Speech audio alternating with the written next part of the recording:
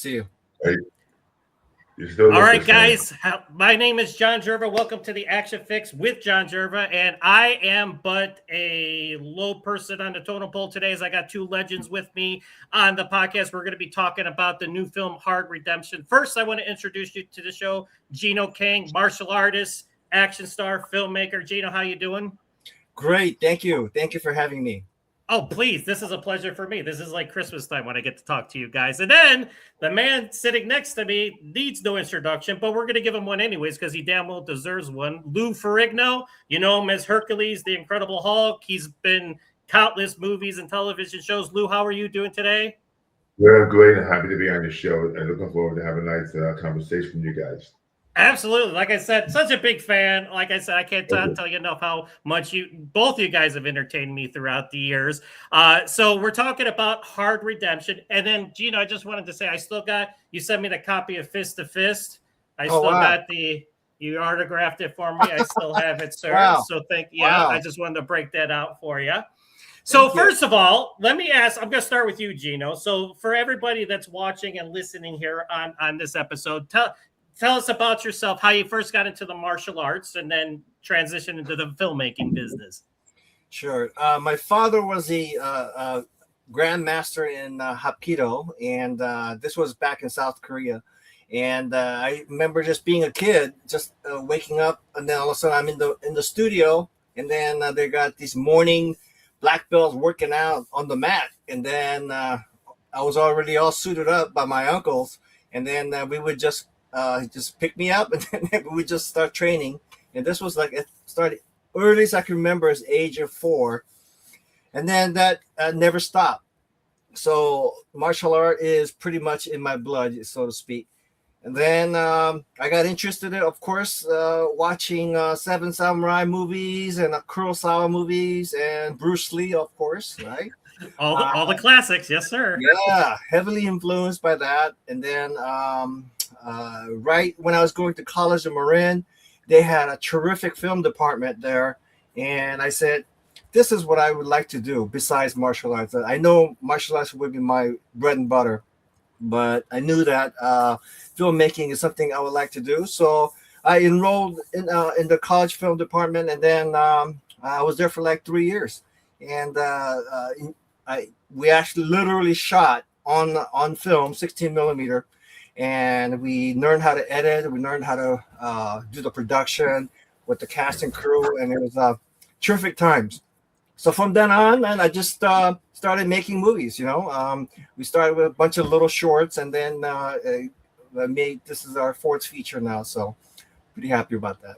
Awesome. Okay, Lou, going back to you now. So of course, again, such a big presence in the world of bodybuilding. Of course, you transitioned to television and films too. So take us through those early years, like, doing bodybuilding and then segueing, of course, your big break was the Incredible Hulk. So tell us a little bit about that.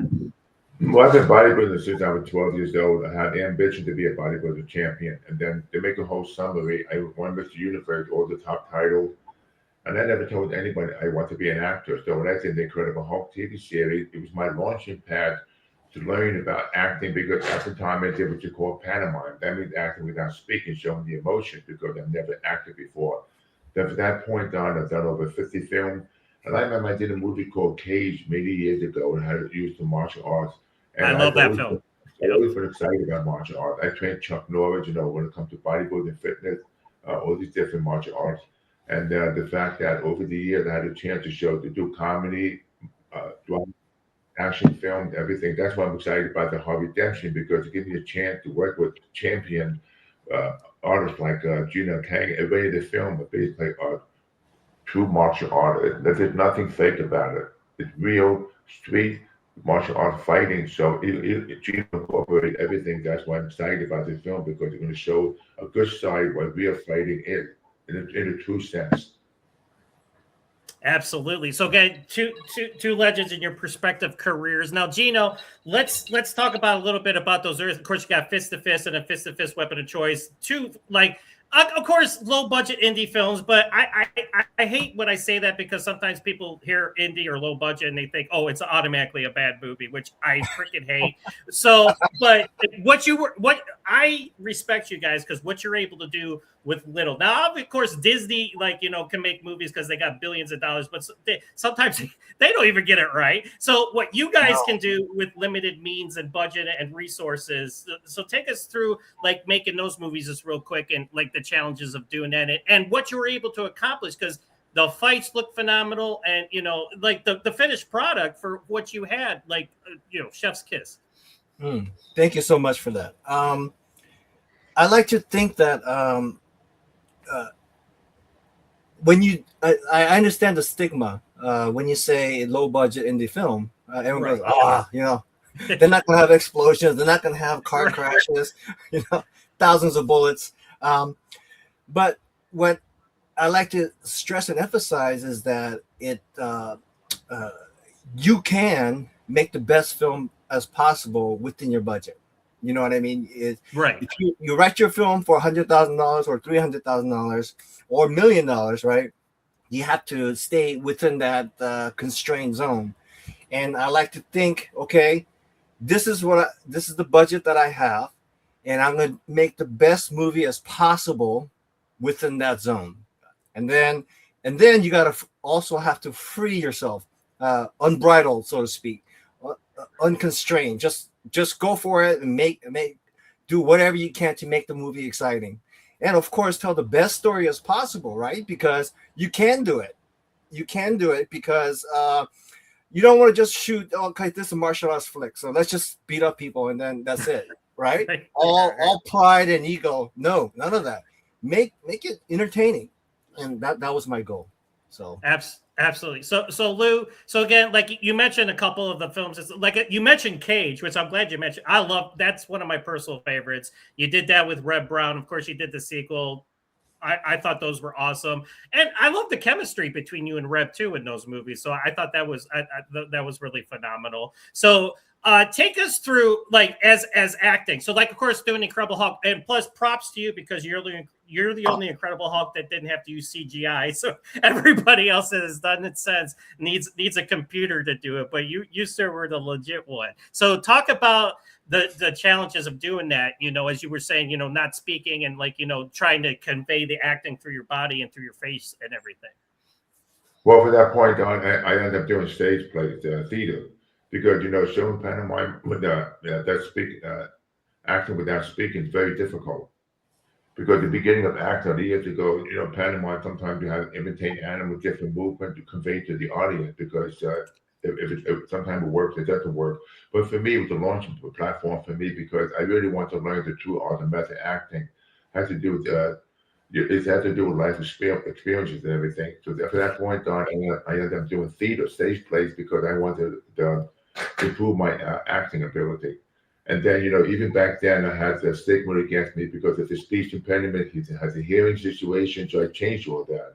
So over the years, it's where it is now because the fact that you can incorporate different lifestyles today. Because back then, it had to be like a perfect situation. Because, for example, you take Arnold takes Sylvester Stallone, they broke the mold because they had a chance to show different personality, even though they didn't have that perfect signal to start look back in the 50s and the 60s. So it was great. That's why what I like about the Hard Redemption, when you just mentioned the Gino, it's a great story plot. I like the story. I like how it becomes at the beginning, the two older guys, especially when they're working in the school, and what's been taken over by the gang. It can happen anytime today. That's why, especially like you mentioned, it's not about the size of the budget. It has to do with the story, the plot, the acting, the credibility, and the director and all the actors working together, the true martial arts stand. But the beauty about the film, when I was excited about it, gives you a chance to show a different side of me than to doing the typical comedy or action film. I mean, it's very interesting. That's why you mentioned before about the acting, because that's why with this kind of film, even though you have limited budget, limited time to shoot, but as a trained actor, you're able to incorporate that to make it happen to the final stage when you see the final scene and the final product. Absolutely. Now, Gino, let's get into Hard Redemption. Now, best I can describe this movie, of course, I I'm 53. All right. I'm in my 50s now. So I'm kind of nostalgic for the 80s and the 90s. And of course, you know, like all the, because those films, there's just something about action films made then as opposed to now. I'm not saying we don't get good action movies now or great action movies now, but there's just something different. So, Jino, I love this in the fact that the best way I could describe it is Dangerous Minds and Stand and Deliver means Bloodsport. I mean, that's kind of like what was it? I'm sure that's what you were going for, correct? So tell us how you came up with the idea. Of course, this was a writing collaboration with you and 3 others. So let's talk about them too. Yes. At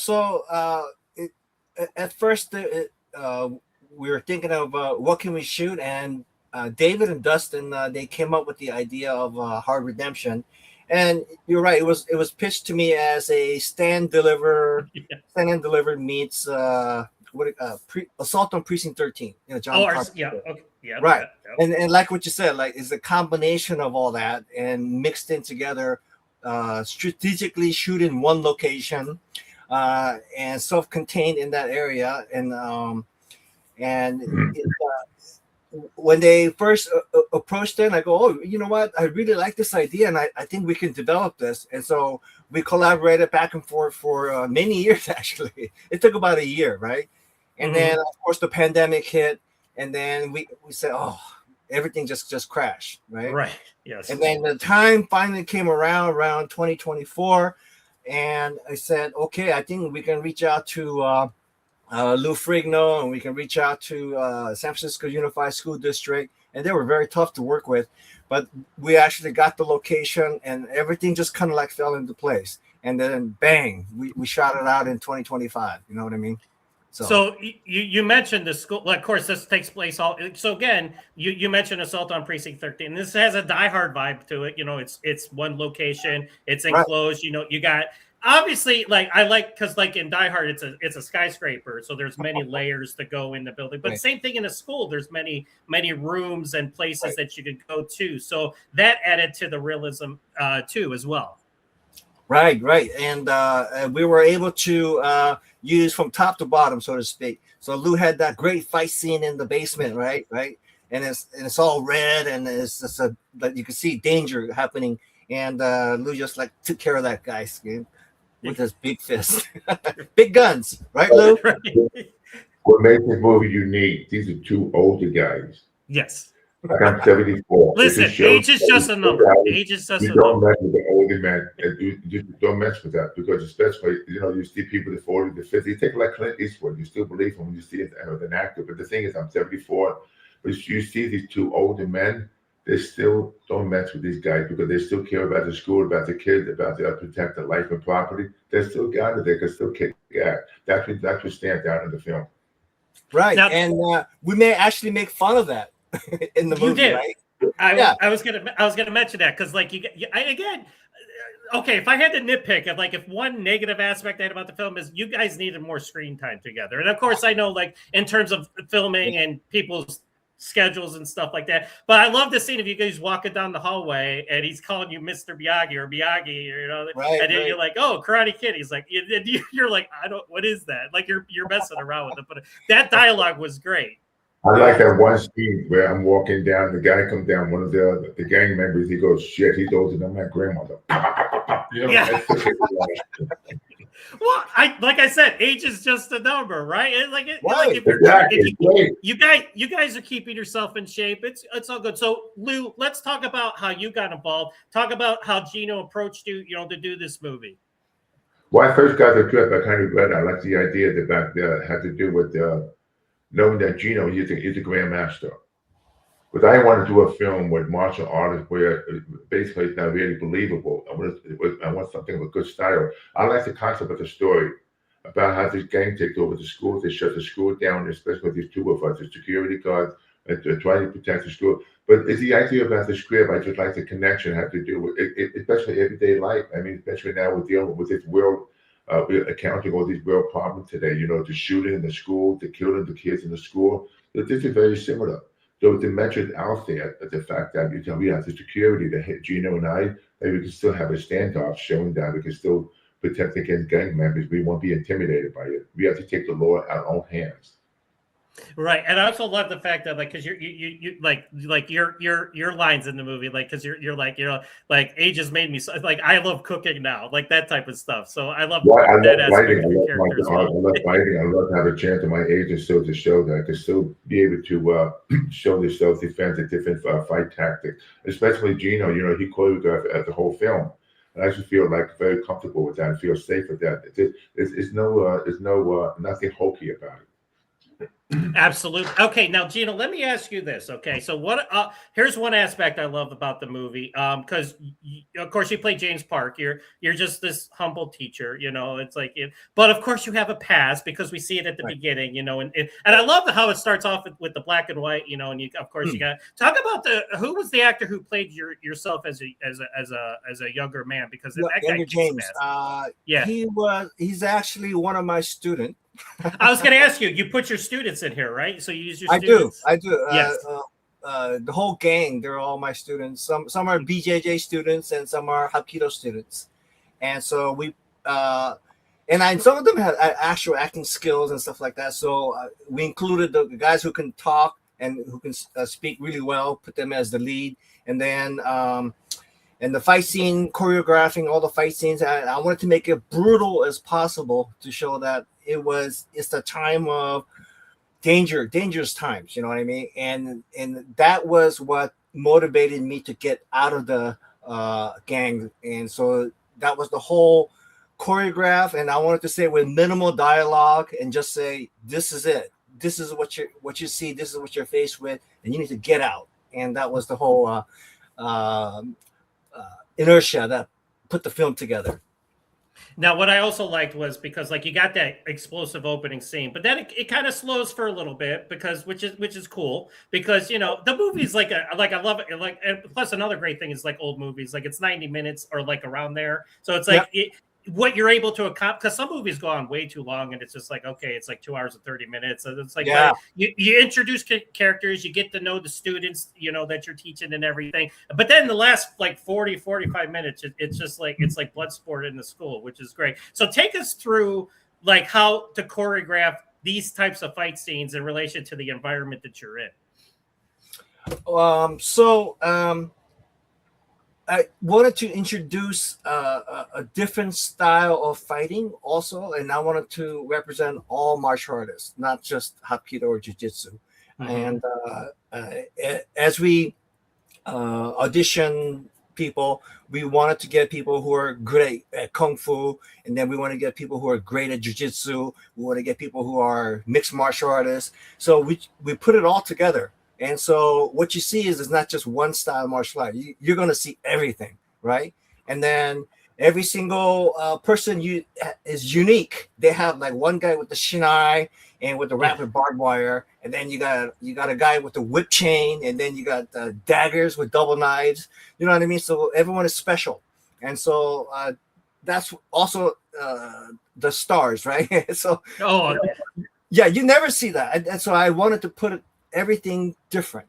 And even the girl Jojo, bang, you've never seen that kind of weapon before, right? So I researched everywhere to get something different, and I wanted to portray that in the film, and I think it came out all right.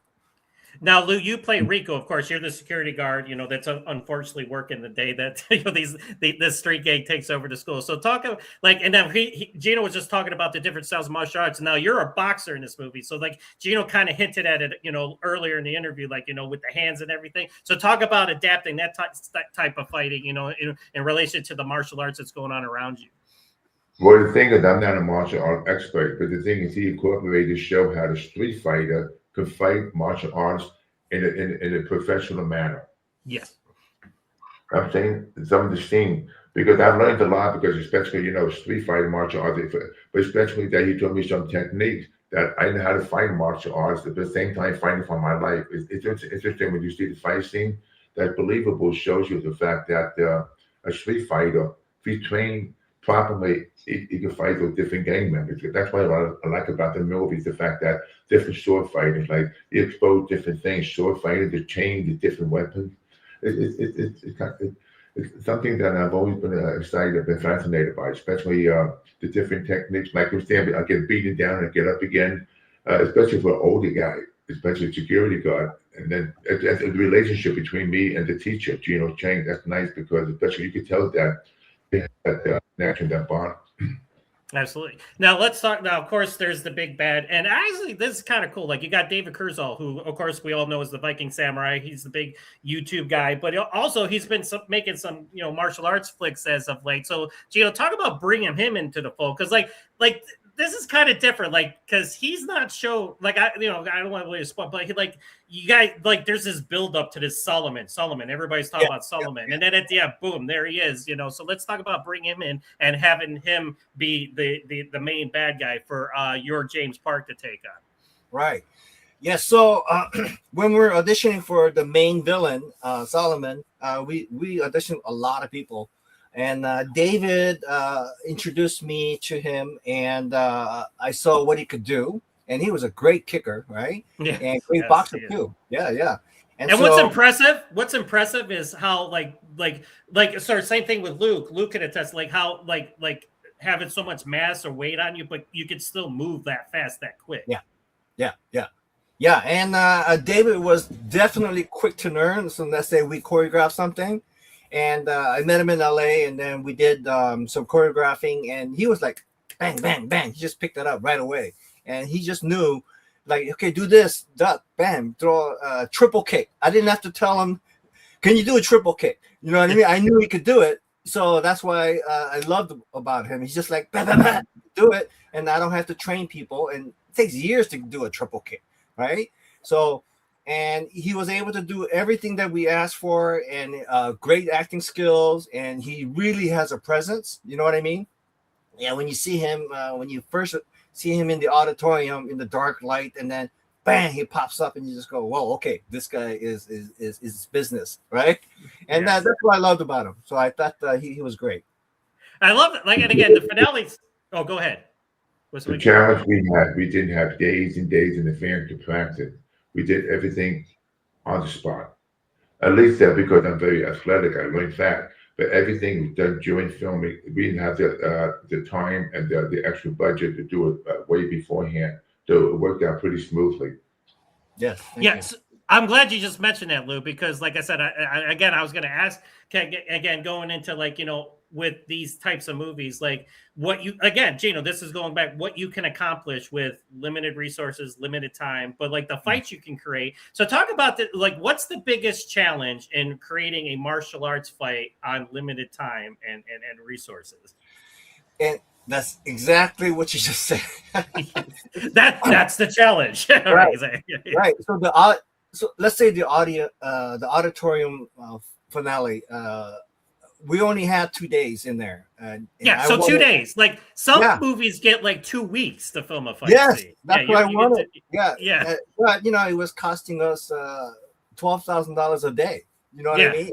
We only had like 2 days. I go, wow, we got to really pack everything in. So everything had to be done in proper manner and choreographed and tight as possible. But yes, if I had a week, that would have been. We could have done more. You know what I mean? It's just like always, I could have done more.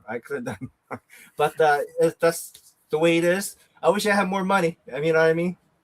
Yeah, well, of course. I love, let's go back. You just mentioned the finale because I watching the movie, I like how it was set up. Like you got the neon blue lights, and I think on the stage, there was a mat set up or something. Did the school custodian know that there was going to be this martial arts battle at the end? Or was it Solomon that set that up? Because I was like, hey, this is it had a cool vibe. It was like, oh, this has just turned into the Octagon or something. Right. So the idea was that this is a school, right? And most likely they're about to have a show. And so this was a great idea by our DP, Timothy. And he said, hey, since this is a school with the auditorium, looks like they're ready to have a show. And then Solomon comes and he takes over. And so in other words, he's already ready for a finale, big show, right? So that's why it was lit properly and lit differently. And so they were ready for a show, and here we go. It's 10 o'clock. And here's our showdown. You know what I mean? Right, absolutely. Now, Lou, Now, of course, you're working with Gino. Gino not only is your co-star, but he's your co-director. You know, talk about what is the best part of working for, like, let's talk about Jino Kang, the director. What's the best part of working? Because you work with many directors throughout your career. So, like, what does Gino bring to the table in terms of the filmmaking world? Well, not only that, helping as a part of directing, the fact that he's the older trained grandmaster, and he makes it easier for everyone to work on the film and the relationship, which I Right. like. The bond, the relationship. Those are the two crude elements that which makes the film work. Especially the fact that I felt very relaxed. I trust him. Not like I'm experimenting with different martial arts, afraid of getting hurt, getting injured. The fact that everybody was professional was showing me some techniques beforehand, and everyone, like the student, everyone had a chance to work together as a team. Absolutely. So, Gino, now talk about, now obviously Lou, like, you know, Lou, like, listen again, I know Lou, you're here talking, but you got this presence, man. Like, you walk through a room, like, you know, everybody's like, oh, like, Gino, talk about Lou and what he brings into this role of Rico, and just having this legend, you know, help make your movie. So I knew Lou was the biggest thing, literally. I mean, and I knew he was gonna bring his massive presence to the movie. And what I liked about Lou was that he was a true professional, someone who knew the lines and the scripts, who was ready to do the choreograph. And of course, I sent him the choreograph months ahead, and then when we rehearsed it, he knew it. And there was, if we had to do a retake, it didn't matter. He goes, yeah, let's do it again. Let's get it right. And you know what I mean? And that's what I love about him. Somebody who's truly a professional, and it wasn't a bother. It was like he knew what was going on, and that's what I love about it.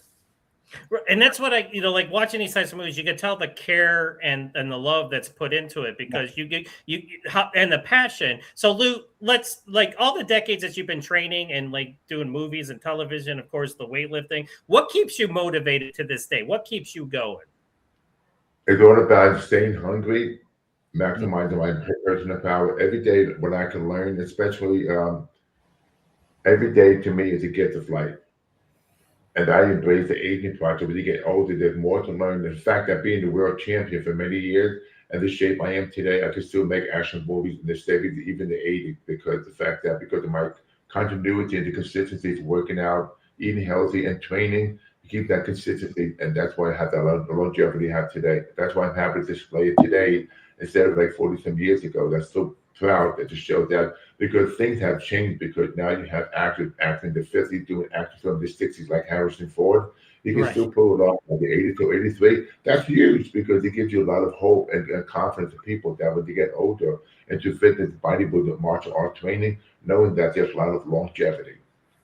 Now, at this stage in your life, Lou, like, is there anything left that you want to accomplish still? So something like inside that you're like, you know what, I want to do this, you know, before my time on this earth is done. I would say more films like this and more things to motivate people and just affecting many people in a very positive way. Now, are you still keeping up with the working out? Like, how's the routine Oh, like sure. now? Yeah, now take us through, like, how's the routine? Like, has it changed? Well, obviously as you get older, but it's like, how do you keep yourself, you know, motivated to train every day, you know, and Well, I train 4 to 5 days a week. I still train the same. But the thing about me, every day I'm all about consistency. I listen to my body. I don't train as heavy. I train lighter, but I train the same. It's all about to have that hunger to be successful, the hunger to be healthy, the hunger to succeed. All that drive. That's what drives me today, because we're here for a short time. I like to maximize everything I'm doing in my life. I never want to look back and say, I should have, I should have, I should have. I like to take chances I can knock down and get up. I can't take no for an answer. well, you could be a motivational speaker too. You should go on the road and. I do. I was gonna say, I was like, yeah, it makes me want to go train. Now, Gino, let me ask you this. Now, like back in the day, I helped run a martial arts school for over 25 years. So I did American Kempo, which, you know, Jeff Speakman is known for. Oh, so yeah, so I know the trials and tribulations of doing that. So talk about being able to do like the like, you know, training, you know, everybody at the same time, but then of course, you know, making time to make these movies. Yes. So like Lou, I'm a lifetime health nut. So uh, I work lift weights 3 4 days a week, and then I do martial arts 2 3 days a week. A little bit less than what I used to. Um, Yeah. because time does take toll, right, on the joints and so on. So I can't kick as high as I used to. I can't jump high as I used to, but I still keep going. That's it. You just got to keep going, right? And that's the thing. And when I'm doing jujitsu and stuff like that, you're on the mat with 20-year-olds. You know what I mean? And these guys are like when I used to be when I was like, right, super fast. So I have to stay alert. I have to stay on top of that, and then I try not to get smashed, and then I try to control the situation and spar, and that's what makes you keep you sharp, is the sparring part of it, and I love doing that, and so it's just the constant effort, but I just got to keep moving. Yes. Now I want to go back to your character real quick because I wanted to ask you this earlier, but like I love the fact that your character James Park, you show he is this like he's like this expert in the martial arts, but he's human. Boy, you get the shit kicked out of you in this movie. Like you get stabbed, you get So talk about how important it was to show. Like, okay, yes, he's the hero, but it's not like, I'm going to throw it out there. Steven Seagal, man, like every time he did his movies, like nobody touched the man. It's like, okay, all right, we get it. But I love the fact that he took his beating, but, he rose, and he was able to overcome everything that was thrown at him. Right. You don't want the character to be one dimensional. You know what I mean?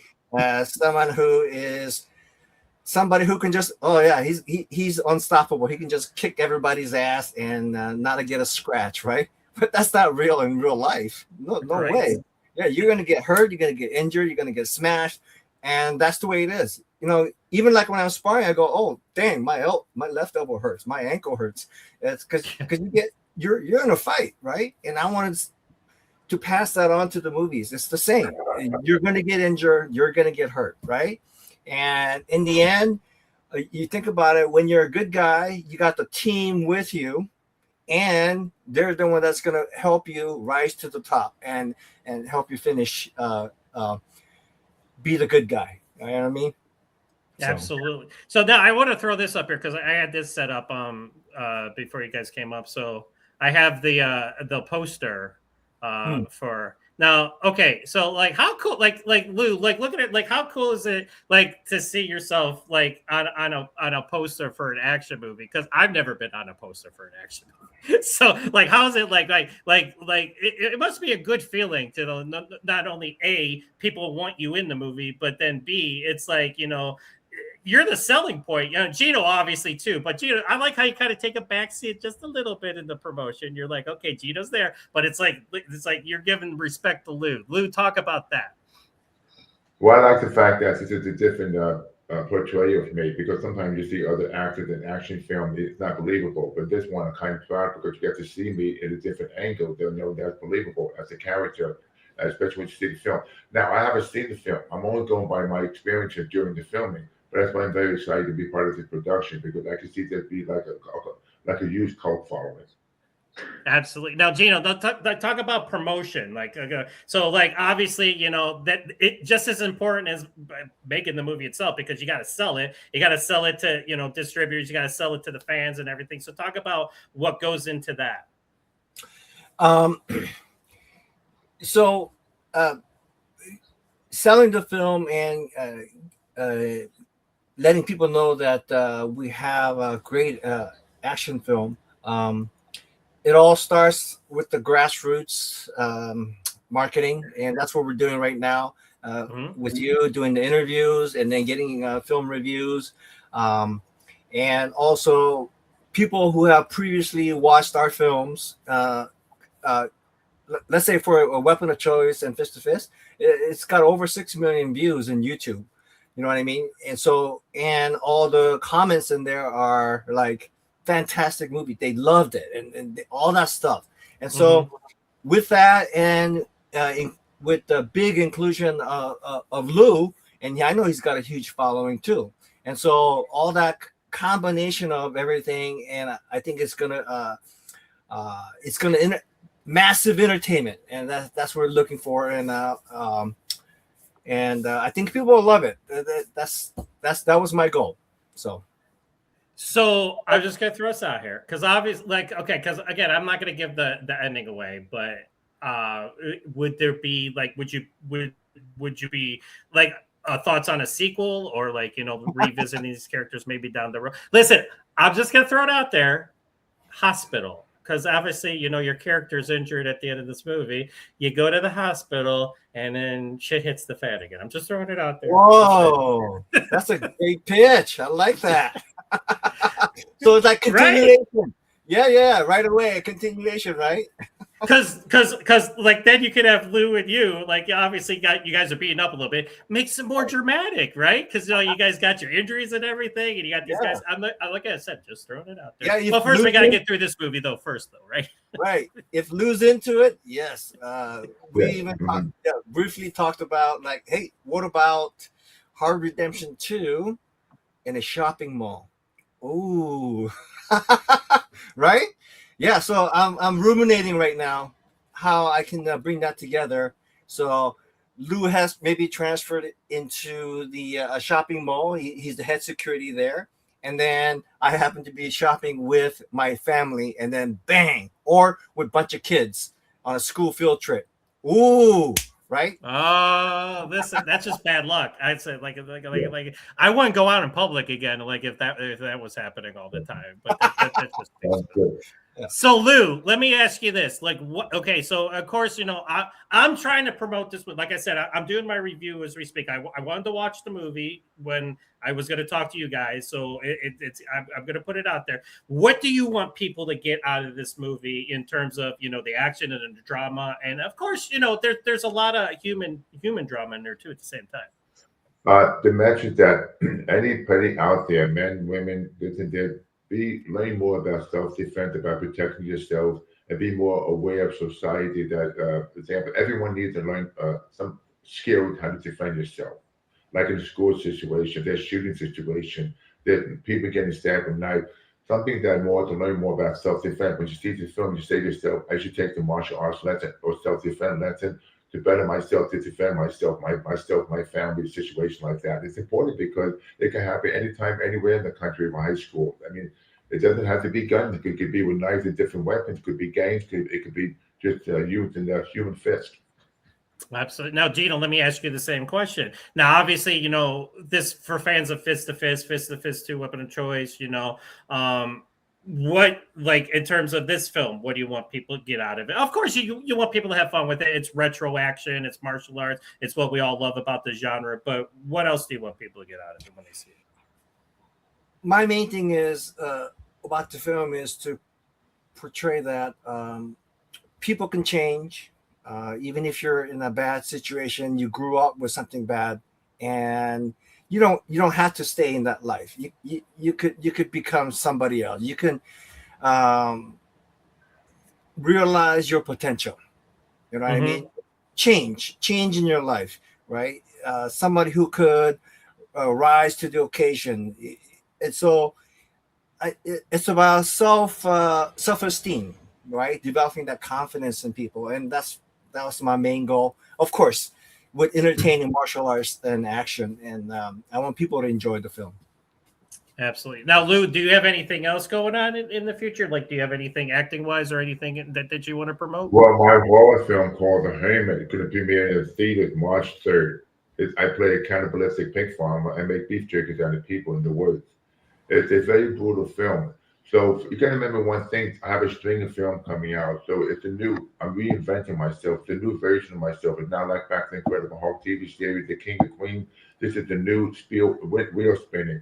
That's why I'm excited about this film too, because it shows the other side, has to do with an action film, has to do with protecting life and property. The horror film one issue. That's why I'm very excited, because I want to build that continuity that Lou's making a comeback. He's making some good, decent film that could affect millions of people, especially have a relationship with good actors like Jino Kang and other actors and production and producers that work with. Now you said it's called The Hermit, right? Yeah, HERMIT, The Hermit. And you're a Being cannibalistic pig farmer who makes beef jerky out of people. Is that what you Yeah, said? like I'm just making sure I heard you right. Wow. But like a Hannibal Lecter in the woods, yeah. But people love this horror film. You know, cutting of body parts, stabbing. Listen, hey, that's a 180, man. Like going from this role to that. I couldn't think of a more different role to play after you just played a security guard in a martial arts film. Yeah. Well, kudos to that. Like, you know, and Gino, real quick, I'll let you guys go here in a second. But so do you have anything else you got planned, or anything that you want to talk about? Maybe future stuff. I think I am gonna develop Hard Redemption too. Of course you should. I already said you should. I get you. So yeah. I'm gonna develop definitely, and then I have other films that I finished, like Weapon of Choice 2. It's already script is finished, but it's bigger budget, so I need to raise more funds, you know, and stuff like that. And listen, the end of Weapon of Choice 2, I did the review. It's still on my site. I could go, but that finale, man, like your finale to Weapon of Choice was like, that was legit. Like I was just like, I'm like watching this movie, and I'm just, and this has come from a person like I've said, I've done the martial arts, or I do the martial arts. I've seen millions of martial arts movies. That was legit. So I'm not everything you do is legit because you are legit, but that finale, wow, it's like holy. Because and in Hard Redemption, I'm gonna build this up for the fans because, like I said, same thing. Last 45, I didn't time it, but it's like a marathon, and I love the ending, like with David sitting there on the stage, and like he snaps, like all these guys are. I'm like, where are all these guys coming from? It's like there's like this guy, that guy. Now you got this girl with the daggers. You got like the guy with the chain. I was like, this is great. I'm like, if you don't like these movies, like you know what you're gonna get when you see Hard Redemption, you see the title, and you see the video and the trailer and everything. So I like, again, continued success to you guys. Don't hang up when I stop recording because I want to talk to you guys just for a second. But I just want to say thank you for giving me the time to help promote this movie. Like I said, I'm doing my review now. I just watched it last night and this morning, so I have it all fresh in my mind. If you're a fan of old school 80s, 90s butt ass kicking martial arts, you got ninja stars in this. I'm like, come on, you got like, and real quick, that reminds me, Gino, talk about putting all the weapons into it because you got the stars, you got the stabs, you got the swords, you know. So talk about implementing the weapons real quick. Yeah. So David came out with some of the weapons and different things, but some of the stuff I couldn't figure out how to shoot. Like it was like what do you call it?